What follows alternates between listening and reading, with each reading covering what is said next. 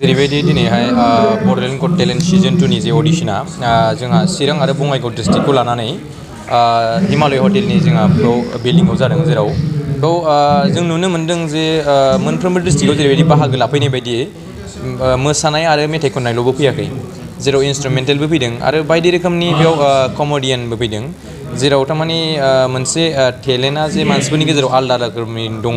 दा बेखौ थारैनो बड'लेण्ड गट टेलेन्टनि मोनसे प्लेटफर्माव जायफोर टेलेन्टनि सायाव गोसो होनानै गावखौनो आवगाय फारसे लांनो थाखाय जायफोर नाजाबाय थाग्रा बिथांमोना दिनैनि समाव दिन्थिगासिनो आरो दिनैबो नैबे हिमालय हटेलाव जे जादों अडिशन, बेयावबो जोङो रोखायै नुनो मोन्दों, जेराव फैबाय थानाय समाव बेखौनो आसा खालामो जे माखासे डिस्ट्रिक्टआव जोंहा अडिशन जानो थांबावगासिनो दङ। दा बैफोरावबो जायफोर गोसो गुदुं, जेराव दिनैहाय जे चिरां आरो बङाइगाव डिस्ट्रिक्टआव जायफ्रा थालांदों अडिशन होनो मोनस्लाबाखै, फैस्लाबनो हायाखै बा समखौ मोनस्लाबाखै, दा बिथांमोनखौ आं खावलायो, जोंहा बावैसोनो क'क्राझारावबो अडिशन जानो थांगासिनो, नाथाय 21 तारिखआव जों पस्टपन खालामथ'बाय। बे बाथ्राखौ जों बार बुंबाय थादों, अननानै जों 21 तारिखआव खालामनो हानाय नङा। मानो होनबा 21 तारिखआव अलरेडि गभर्नमेन्टनि मोनसे थार्ड ग्रेड आरो फर्थ ग्रेड रिक्रुटमेन्टनि थाखाय बेखौ जों केन्सेलेसन खालामनाय जादों आरो थाबैनो जों बेनि डेटखौ फोसावगोन। आरो धेमाजि, जेराव धेमाजि, कार्बि आंलं, बैफोर कामरुप, बे जायगायाव जोंहा अलरेडि अडिशना जानो थाखाय साखाफारा जागोन। दा बेखौ थाबैनो डेटखौ मिन्थिनाय जागोन। ओरैनो फाइनाला माब्ला जागोन बायदि? ओरैनो बेनि फाइनाला, बेनि गेजेराव माखासे जोंहा क्राइटेरिया दं, बिसोरनि माखासे राउन्ड्सफोर दङ, मेगा, बेनि उनाव जोंहा इलिमिनेसन, सेमि फाइनाल।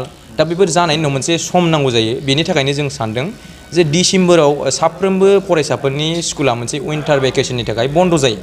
दा बिसोरो मोनसे गोजां बोथोरनि मोनसे कस्टिउम गाननाय मानाय, मोनसे मानसिफ्रा गोसो होनानै नायनो मोननाय अडियेन्सफ्रा, बेनि थाखाय जों मोनसे बे डिसेम्बरखौ ग्रेन्ड फिनालनि थाखाय मोनसे थांखिखौ लानाय जादों, जेराव नेसनेल लेभेलनिफ्रायबो माखासे मानसिफ्रा फैनानै आलासि महरै आरो बिथांमोननि रोंगौथिखौ लानानै गोजौ फारसेयाव थांनो थाखाय बे हाबाफारिखौ मावनो थाखाय साखाफारा जानानै दङ।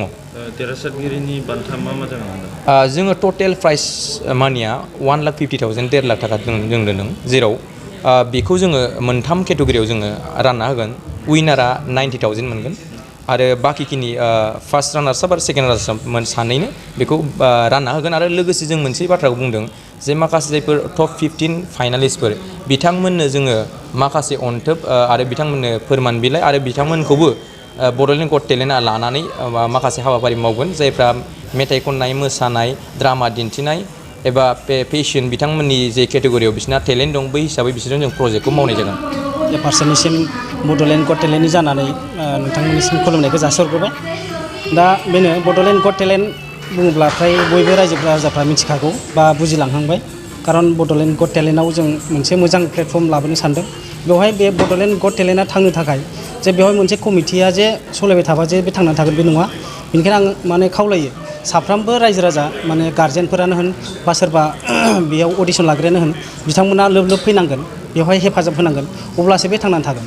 दा दिनैहाय जेरैबायदि जों बङाइगाव जिथु हिमालया बिल्डिं, बेवहाय जों अडिशन लाबाय, मोजां मोनदों। दिनैनि बे अडिशनाव खोब मानसिफ्रा हेफाजाब होदों बा बाहागो लाफैदों।